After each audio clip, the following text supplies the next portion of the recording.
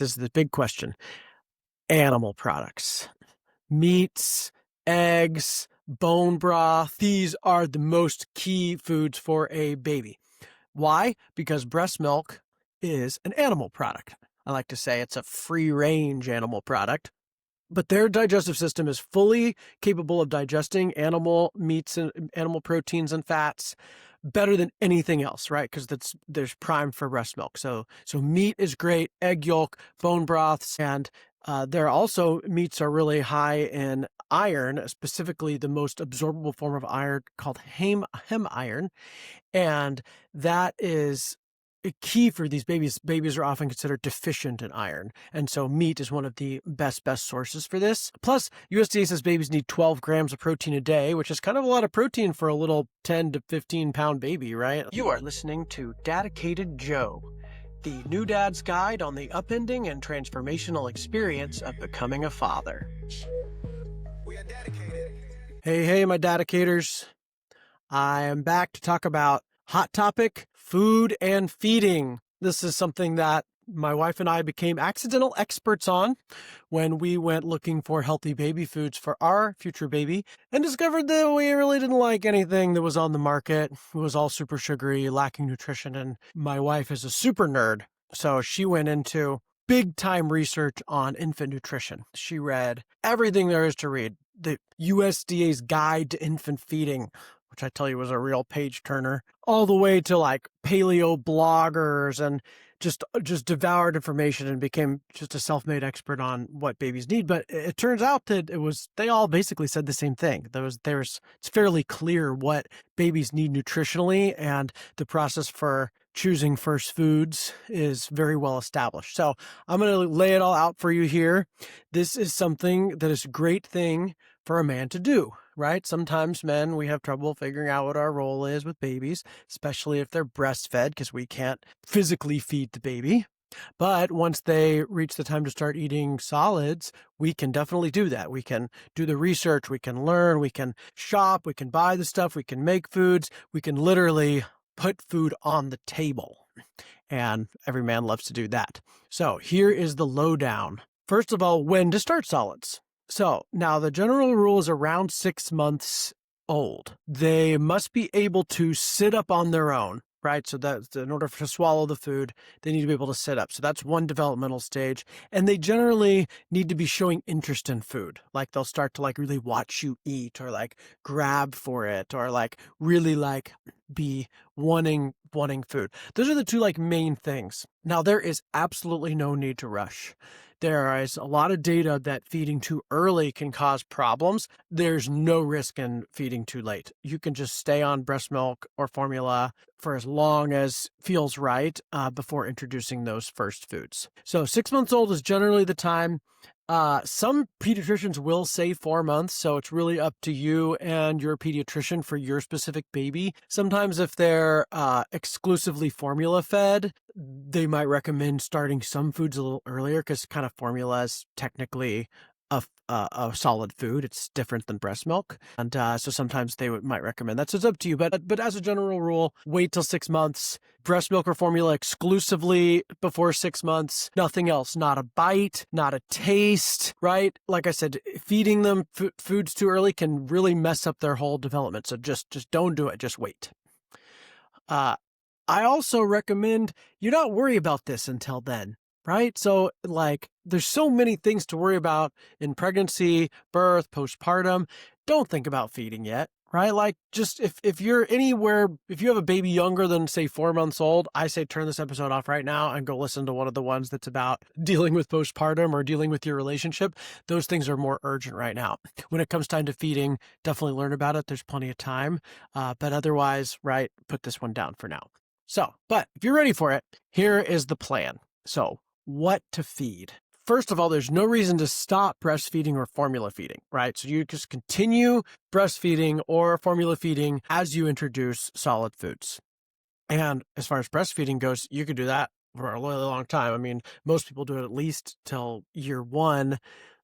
there's evidence that says it's good to do it after that if mom's willing, right? Just between mom and her kid. But there's no medical or physical reason to ever to stop breastfeeding too early. By the time they're going to college, probably, be time to wean.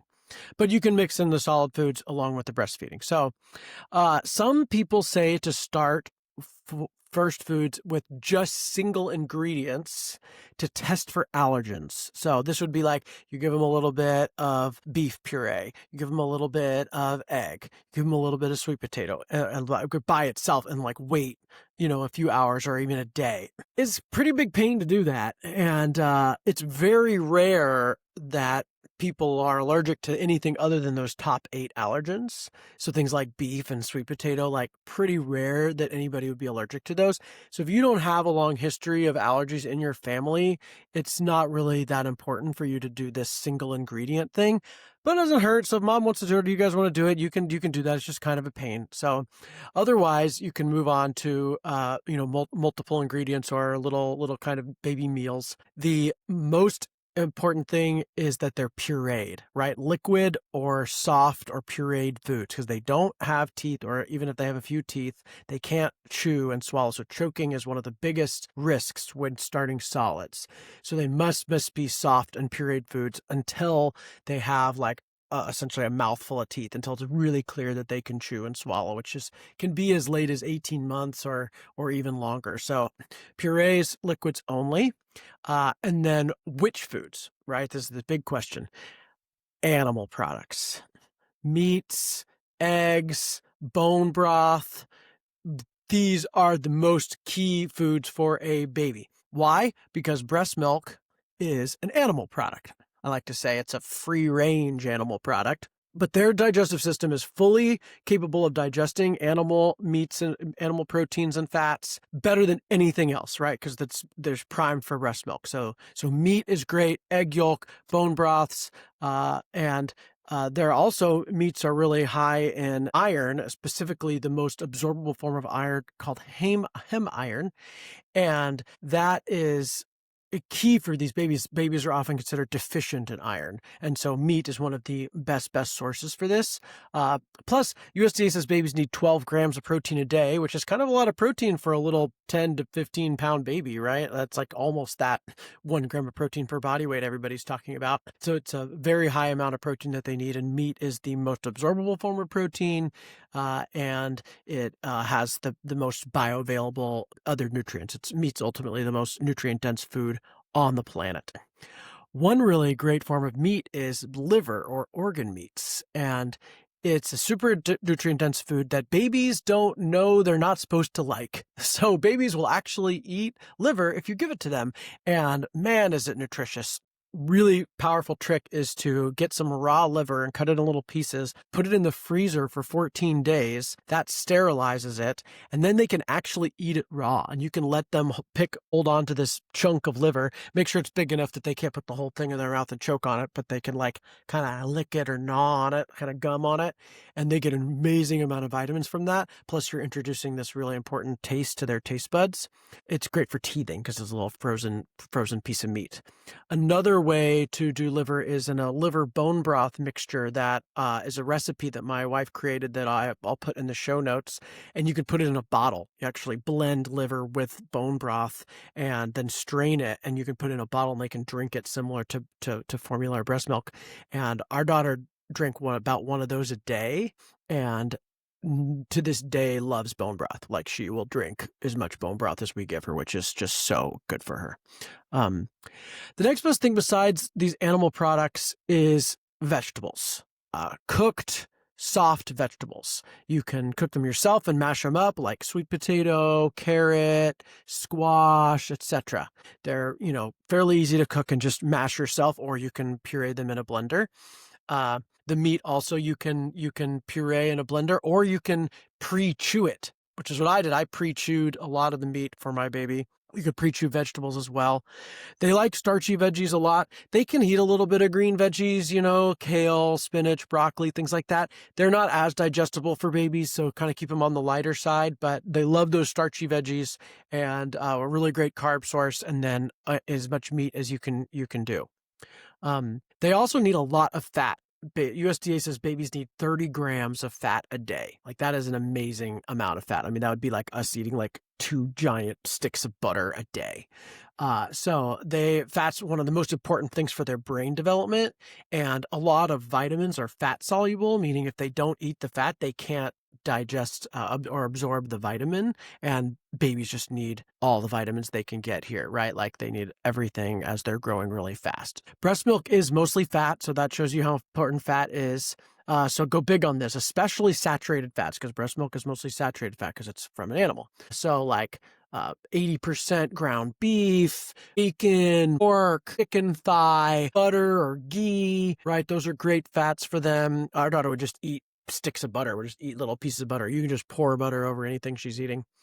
And also like avocado oil, coconut oil, olive oil. Those oils are really great to mix in there. We mix olive oil in with all of our veggie purees that we sell to make sure that they can that way they can get the fat soluble vitamins from the veggies along with a little bit of extra fat boost in the veggie pouches that we make. We also avoid industrial seed oils, things like vegetable oils, safflower oil, soy oil, corn oil. They're not as nutritious. They're really highly processed, and a lot of studies show them to be inflammatory. So kind of recommend staying away from those oils and sticking with those animal fats or those really good pressed oils. But overall, like any diet planning, think balance, right? They need a balance of protein, fat, and carbs, right? Just like anybody's plate would be this sort of, a third of each. Vegetable carbs are the best forms of carbs. Some fruit is okay. Fruit is a great carb, especially fresh fruit. There's a lot of good vitamins in fresh fruit. It is sweet tasting, and you want to be mindful of sweet tasting foods. I'll talk about the flavor window in a minute. And they can be higher in sugar. So in order to keep the blood sugar balanced so that they don't end up with this blood sugar crash that causes them to cry or throw fits or have sleep issues or immunity issues, you want to balance any sugars and carbs with meat, with protein and fat. So fruit should particularly be paired with meats or fats. Now, fruit purees are a little different, and I'll talk about the fruit purees and the what not to feed here in a second. But fresh fruit's a great source of carbs, so are the vegetables, and then fatty meats, like the fattiest cuts of meat, blended up or pre-chewed, are really great. Or you could just, if you want, feed them Serenity Kids pouches. Our pouches are a really nice balance of meats, veggies, and fats. Perfectly balanced. We mimic that breast milk ratio of fat to carbs, and we very, very carefully source everything. So you can make it yourself, and fresh foods are obviously better, but it would be pretty hard to find as good of meats and veggies as we find. We're doing regeneratively sourced meats. We heavy metal test everything. So it's very hard to know how clean the veggies are from the store. So, obviously feed them what you're eating. Mash it up, give them foods, make your own baby foods if you want, but there's no shame or guilt in feeding our foods. We fed our baby exclusively our products. We assumed we would make our own baby food also. We made it exactly 0 times. We fed her our products exclusively for that first year. Of course, we mashed up what we were eating, so they call it baby-led weaning, which is where babies pick up food and eat it if it's like soft enough that they can kind of chew it or gum on it, or if it's a big enough piece, like a big piece of broccoli, they can kind of gnaw on it and start to really use their hands to eat instead of just purees. So you can give them little bits of food you're eating and our purees, but if you don't want, you don't ever have to actually make purees. If you can afford it, you could just do our purees each day. Now there's also no reason to stop feeding our pouches. Our daughter ate them regularly till she was about 5.5. Now she still has them on occasion. I know kids who are 7, 8, 9 years old that still use them as a snack or as a supplement. So there's really no ever reason to stop feeding our pouches. The most parents start on our pouches with the very simple ones, like the chicken, pea, and carrot, or the grass-fed beef, sweet potato, and kale. Those are the most popular to start with because they're just so simple. But all of our products can be fed as early as 6 months. Really, there's no product that can't be fed early on, and it's just a matter of what you want to introduce your kid to, when, and how to keep that variety. Parents also often like to start with our veggie pouches. We have those veggie plus fat blends, which are super great first foods, very simple. You just need to make sure they get protein also, so you need to give them some kind of meat along with that. Now, dairy is really up to you to try if neither of you have a dairy allergy. This is the time that they can start kind of eating cheese or yogurt or even drinking cow's milk.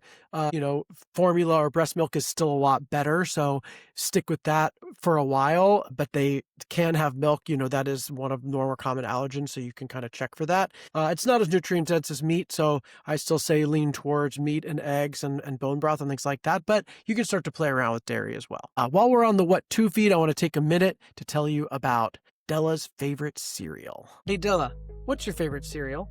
Loveford. Hi. What do you like about it?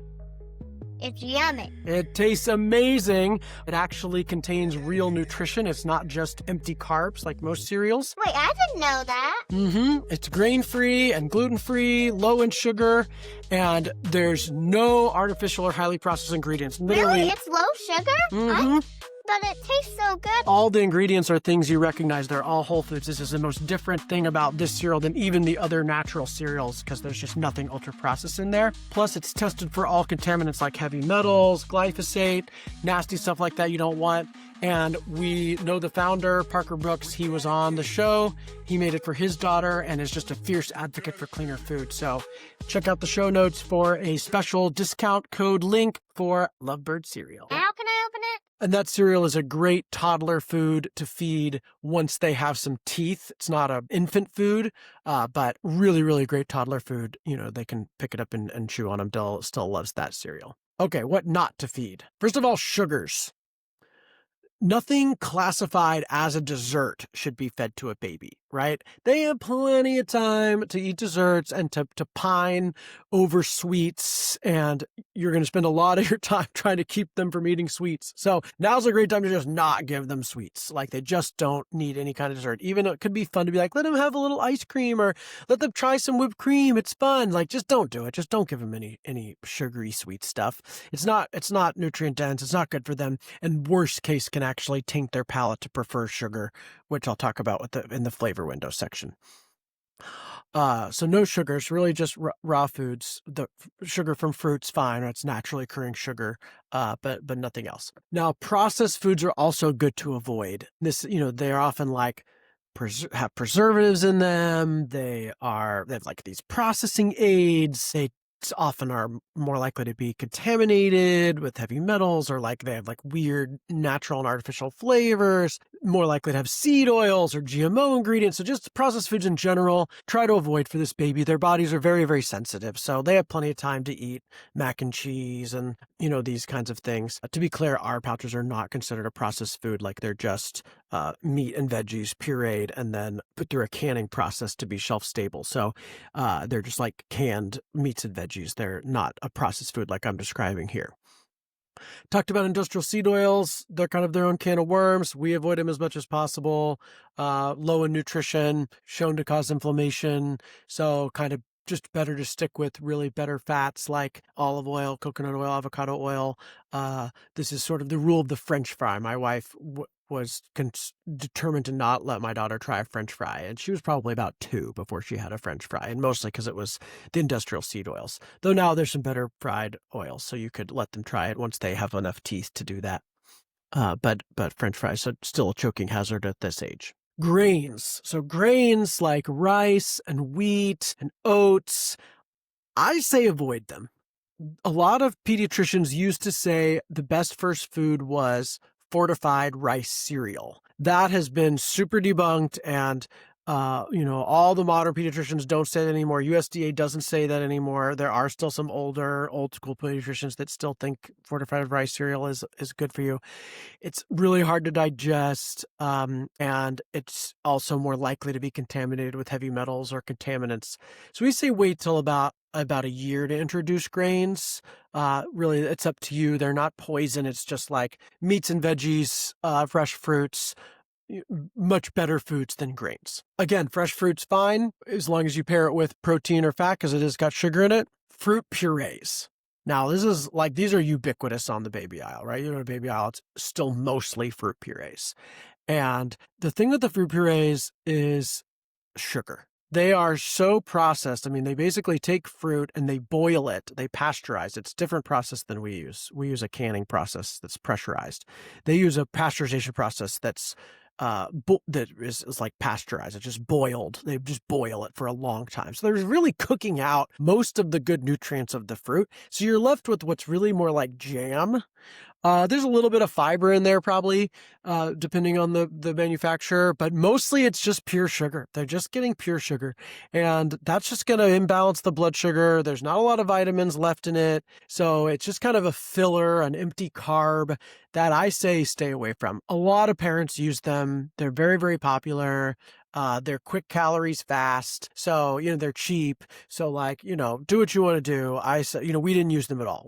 My daughters to this day never had a fruit puree. Like she ate meat and veggie purees when we were doing pouches, or she ate fresh fruit or fresh foods. So that's up to you. But another big issue with the fruit purees is palate contamination, is tainting their palate towards sweet. So let's talk about the flavor window. The flavor window is basically starts about 4 months and goes till about 18 months. They actually don't really have taste buds prior to 4 months. So they can't really taste much earlier, so that's why those nasty formulas, they'll drink them. So, but 4 months on, they start developing their taste buds and they keep developing until about 18 months when they're fully developed. And they literally are determining their flavor preferences for life in this time. So giving them lots of sweet things, fruit purees, a lot of fruit or desserts or sugars or whatever, will taint their palate towards sweet. So this is one of the biggest issues we had with the baby food category, was giving them all this sugar actually is creating sugar addicts. So there's studies that link excessive fruit purees and sugar in childhood, at infancy, to preference for sweet flavors later, sugar addiction, obesity, diabetes. And then the same studies link protein, fat, meats, umami flavors, bitter flavors. If you introduce those at this early first fooding stage, they grow up to have a much more diverse palate and are much more likely to have a healthy eating habits later in life. So it's critical during this time to introduce a really wide variety of flavors. So think of those like bitter umami flavors. Think herbs and spices, right? Think like bone broths and meats and liver and like these bitter vegetable flavors. Like these are the times to introduce us. Sour, sweet's fine. Like they can have some fruit and they'll naturally like sweet. And like again, fruit's fine. It's just like you want to make sure that they get this really wide variety. So we did this for our daughter and it really worked. Like she loves bone broth. Her favorite food are green olives. She just loves that like bitter sour taste of the olives. She loves French onion soup is her absolute favorite dish, right? That really kind of umami soup flavor. So those are some ways to set your kid up for a lifelong of healthy eating.